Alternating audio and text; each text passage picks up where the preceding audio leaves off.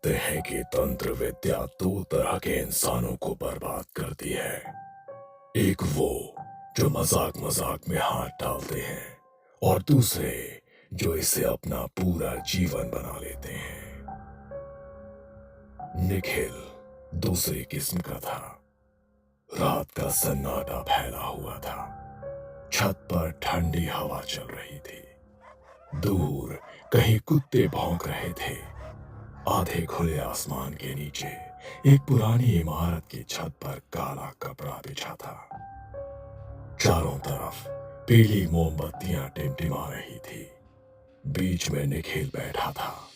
दुबली काया, बिखरे बाल, आंखों के नीचे काले गड्ढे, जैसे कई रातों से सोया ना हो।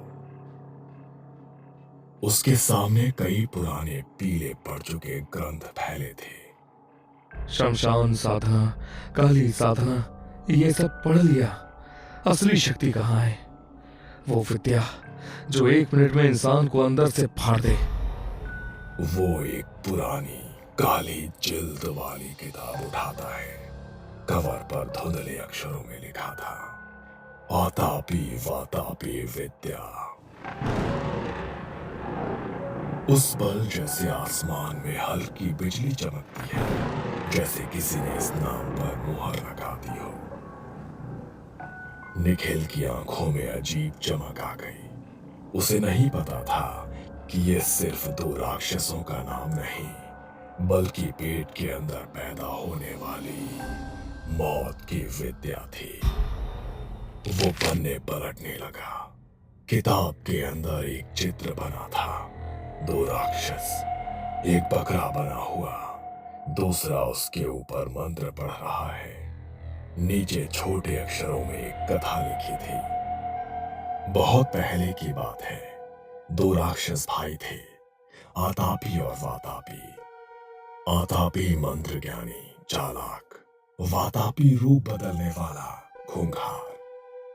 वो जंगल में घूमते, थके हारे यात्रियों को देखते और हंसते हुए कहते, आइए यात्रीजन, थक गए होंगे, हमारे आश्रम में भोजन कीजिए। वो एक बकरे को लाते, पर वो कोई साधारण बकरा नहीं होता। आतापी मंत्र पढ़कर अपने भाई वातापी को उस बकरे के रूप में बांध देता। फिर उसी बकरे का मांस पकाकर यात्रियों को खिलाया जाता। जब सब पेट भरकर खा लेते, आतापी आसमान की तरफ हाथ उठाकर जोर से मंत्र बोलता, वातापी बाहर आ। और फिर यात्रियों के पेट के अंदर से कोई भयानक ताकत जाग जाती। ऐसा लगता जैसे अंदर से कुछ धक्का दे रहा हो, कुछ फाड़ रहा हो। चीखें जंगल में गूंज उठती और देखते देखते उनके पेट भीतर से फट जाते। वातापी अपनी असली राक्षसी रूप में उन शवों के बीच खड़ा हंसता है। हर बार यही होता। आतापी खाना खिलाता, वातापी पेट के अंदर से मारता और दोनों भाई उनकी दौलत बांट लेते। कहानी यही खत्म नहीं होती। एक दिन उन्हीं रास्तों से महर्षि अगस्त्य गुजरे। उन्हें भी उसी तरह भोजन का निमंत्रण दिया गया। आज तो बहुत बड़ा शिकार हाथ लगा है। महर्षि अगस्त्य शांत स्वभाव से बैठे रहे। उन्होंने बिना हिचकिचाए पूरा मांस खा लिया, आंखें बंद कर ली, जैसे साधारण भोजन हो। जब वो खा चुके, आतापी वही पुराना मंत्र दोहराया, वातापी बाहर आ। जंगल एक क्षण को सन्नाटे में डूब गया। कुछ नहीं हुआ। आतापी की मुस्कान धीरे धीरे डर में बदल गई। उसी समय महर्षि अगस्त्य ने आंखें खोली और बहुत शांत पर गूंजती आवाज में कहा, तू वातापी कहलाता है, पर आज से जीर्णो भव, तू बच चुका है। महर्षि की तपस्या और दिव्य शक्ति से वातापी उनके भीतर ही भस्म हो गया। वो न बाहर आ सका, न फिर किसी को खा सका। सबने समझा वातापी की कथा यहीं समाप्त हो गई। निखिल ने यह कथा पढ़कर किताब बंद कर दी। उसके होठों पर हल्की मुस्कान आ गई। तो ये विद्या पेट के अंदर काम करती है, अंदर से मारती है। कितनी कितनी खूबसूरत मौत है। किताब के अगले पन्ने पर एक नया शब्द चमक रहा था, सूक्ष्म वातापी। कलयुग में शरीर नाजुक है, पर लालच उतना ही मजबूत। जो वातापी विद्या सीखेगा वो बिना किसी हथियार के सिर्फ भोजन के जरिए लोगों को मार सकेगा। अब किसी राक्षस को बकरे में बदलने की जरूरत नहीं। अब बस भूखे इंसान चाहिए। निखिल की सांसें तेज होने लगी। लोग तो खुद चलकर आएंगे मंदिर में प्रसाद के बहाने। कुछ दिनों बाद सुबह के समय कस्बे के पुराने मंदिर के बाहर मेला सा माहौल था। घंटियां बज रही थी, लोग दर्शन के लिए लाइन में खड़े थे। मंदिर के गेट के पास एक नया स्टॉल लगा था। निखिल भोग प्रसाद सेवा, मुफ्त खिचड़ी हलवा। भूखे प्यासे थके हारे लोग लाइन में लगकर वही प्रसाद ले रहे थे। निखिल मुस्कुराते हुए कटोरों में खिचड़ी परोस रहा था। जब भी कोई कटोरा उसकी तरफ आता, वो उसमें थोड़ा सा काला चूर्ण छिड़क देता और मन ही मन कुछ बुदबुदाता। जितने कौर उतने खाओ, जो भी ये खाए उसमें मेरा बतापी बस जाए। अरे भैया, पूरा दिन गाड़ी चलाता हूँ, पेट खाली था। भगवान आपका भला करे। अच्छा किया मुफ्त प्रसाद रख दिया। राजू ने बिना सोचे 2 बड़े कौर मुंह में डाल लिए। उसे क्या पता था कि वो खाना नहीं, एक अदृश्य राक्षस निगल चुका था। उसी रात बस डिपो के पीछे सुनसान कोने में राजू जमीन पर बैठा था। उसका चेहरा पीला पड़ चुका था। ये कैसी जलन है? खिचड़ी में क्या डाला था? उसने अपने पेट पर हाथ रखा। अचानक उसे लगा जैसे पेट के अंदर कुछ सरक रहा है, जैसे कोई चीज त्वचा को अंदर से ठेल रही हो। उसका सांस लेना मुश्किल हो गया। तो कोई है? पेट फट रहा है, बचाओ! उसकी चीख सुनने वाला वहां कोई नहीं था। कुछ ही देर में सब खत्म हो गया। सुबह उसकी लाश मिली। पेट के अंदरूनी हिस्से से जैसे जोरदार दबाव पड़ा हो, पर बाहर कोई हथियार का निशान नहीं। शहर के शमशान घाट पर राजू की चिता तैयार हो चुकी थी। कुछ लोग फुसफुसा रहे थे कि मौत अजीब थी। डॉक्टर भी कुछ समझ नहीं पाए। भीड़ से थोड़ा दूर एक साधारण सा आदमी बैठा था। सादा धोती कुर्ता, चेहरे पर शांति, आंखों में अजीब गहराई। लोग उसे मुनि अगस्त कहते थे। पंडित शेखर धीरे से उसके पास आए। अगस्त जी, ये कैसी मौत है? कोई जहरीली चीज भी नहीं मिली, कोई निशान नहीं, पर पेट ऐसे जैसे अंदर से कुछ फटा हो। अगस्त ने दूर से ही शरीर को देखा, फिर अपनी आंखें आधी बंद कर ली, जैसे किसी अदृश्य चीज को महसूस कर रहे हो। अंदर से जो खाता है उसे बाहर कोई नहीं देख पाता पंडित जी। उनके भीतर कहीं बहुत पुरानी याद की हल्की छाया जाग रही थी। आतापी, वातापी और महर्षि अगस्त्य। उधर निखिल की रातें और भी अंधेरी हो चुकी थी। वो छत पर बैठकर प्रसाद बांटने के बाद हर मौत की खबर सुनता और किताब के सामने आकर मुस्कुराता। 2 सफल प्रयोग। अब अगला कदम संयुक्त वातापी, एक साथ कई शरीरों में घुसने वाला। तभी उसके अपने पेट में हल्का दर्द उठा। वो चौंक गया। उसे ऐसा लगा जैसे किसी ने उसके कान में बिल्कुल पास आकर फुसफुसाया हो, जो तूने जगाया है, अब वो तुझे भी खाना चाहता है। उसने घबरा कर पीछे मुड़कर देखा। कुछ नहीं था, सिर्फ दीवार पर अपनी ही लंबी छाया। पर कुछ पल के लिए उसकी छाया के पेट वाले हिस्से में अजीब सी हलचल दिखी। फिर सब कुछ सामान्य हो गया। अब निखिल की योजना और बड़ी हो चुकी थी। मंदिर में घोषणा हुई, आज रात तीर्थ यात्रा के लिए बस निकलेगी। सभी यात्रियों के लिए भोजन और प्रसाद की व्यवस्था निखिल करेगा। ये सुनकर निखिल के चेहरे पर वही चमक आई जो पहली बार किताब देखते समय आई थी।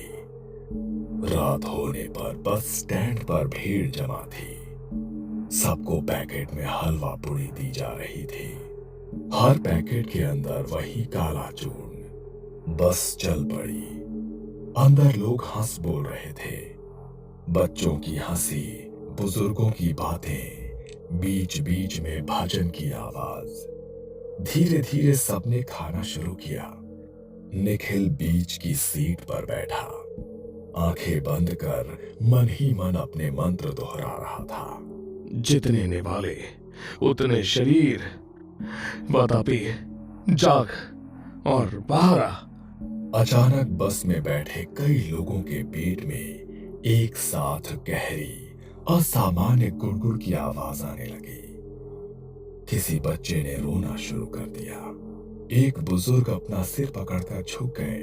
कुछ यात्रियों के चेहरों पर बेचैनी साफ दिखने लगी। पहली बार सूक्ष्म वातापी ने एक साथ इतने शरीरों में खुद को फैलाया था। उसी समय सड़क के बीचों बीच आगे एक आदमी दिखा, मुनि अगस्त। बस के सामने खड़े होकर उन्होंने अपना हाथ उठा लिया। ड्राइवर घबरा गया और जोर से ब्रेक लगा दिए। बस झटके से रुकी। अरे बाबा जी, जान लेनी है क्या? बस रुकी तो सभी लोग हिल गए। कई लोग पेट पकड़कर कराहने लगे। निखिल ने खिड़की से बाहर झांक कर देखा। सड़क पर खड़े मुनि अगस्त सीधे उसकी तरफ देख रहे थे। उनकी आंखों में कोई डर नहीं था, सिर्फ पहचान थी, जैसे वो बहुत पहले से उसे जानते हो। कितने शरीरों में कितनी भूख भरोगे निखिल? बस के भीतर सन्नाटा छा गया। कुछ यात्रियों ने हैरानी से निखिल को देखा, कुछ बाहर खड़े साधु को। सबको बस इतना महसूस हो रहा था कि उनकी सांसें भर रही है। पेट के अंदर कुछ गड़बड़ है। लोग बस से उतरने लगे। सड़क के किनारे सभी जमीन पर बैठ गए।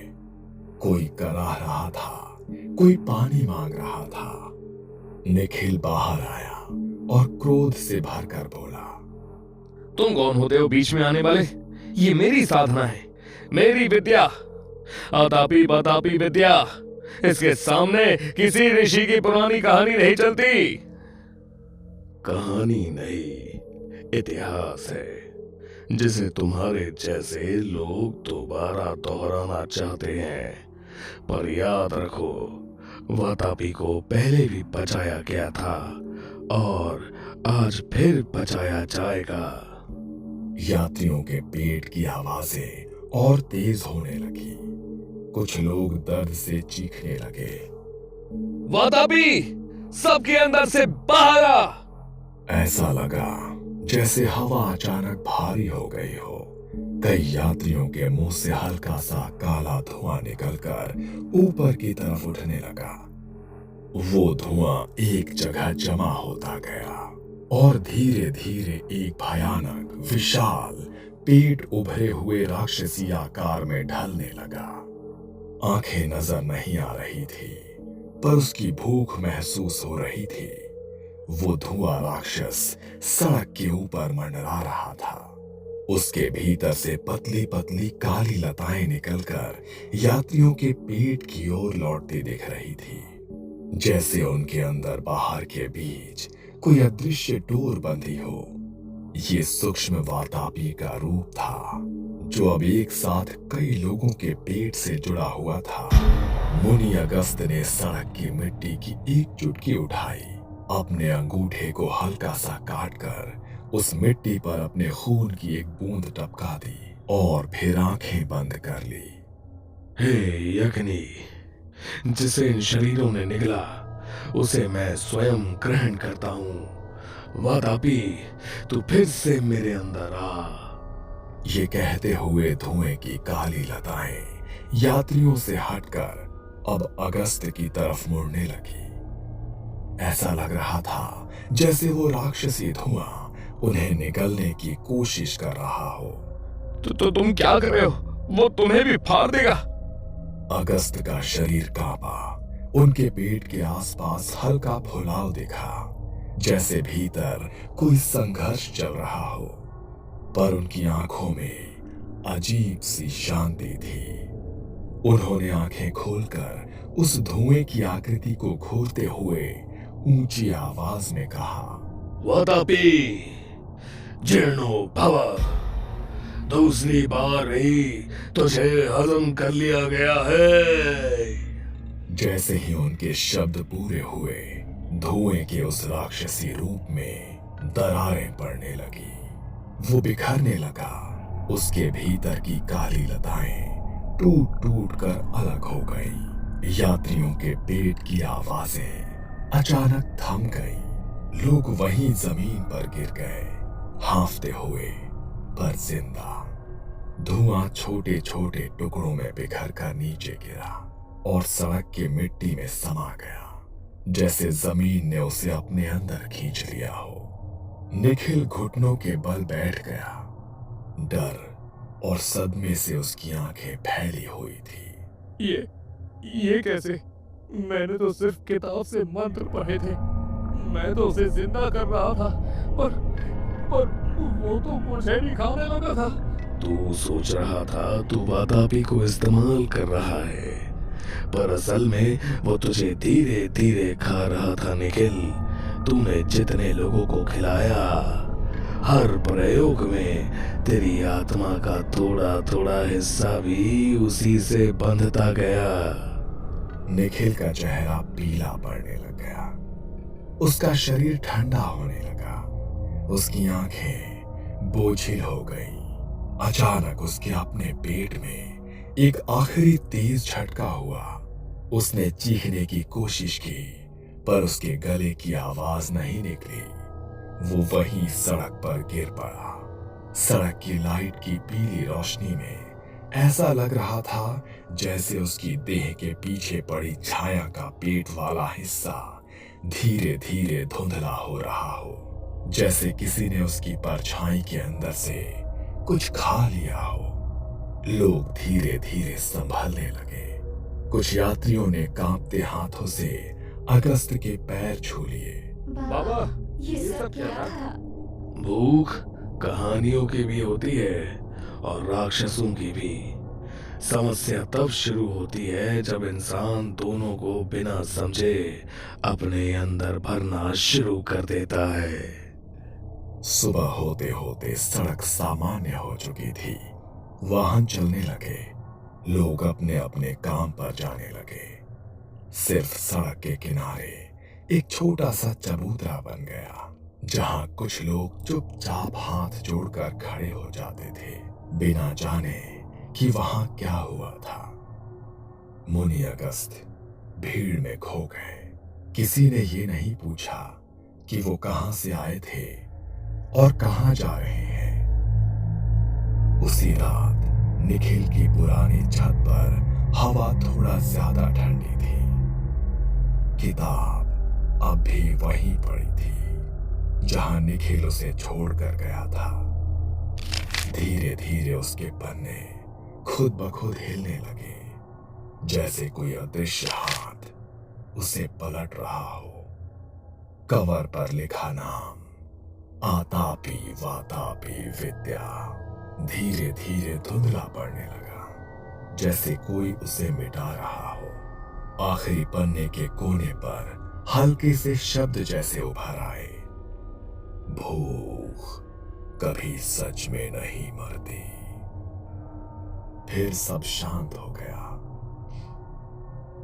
तो ये थी कहानी कलयुग के निखिल की और उस प्राचीन वातापी की, जिसे एक बार महर्षि अगस्त्य ने और आज के समय में मुनि अगस्त्य ने पेट के अंदर ही खत्म कर दिया। शायद ऐसी कथाएं हमें बस ये याद दिलाने आती हैं कि हर ज्ञान, हर विद्या सबसे पहले हमारे इरादों को परखती है। अगर आपको ऐसी माइथो हॉरर कहानियां पसंद है तो चैनल को सब्सक्राइब करना बिल्कुल मत भूलना।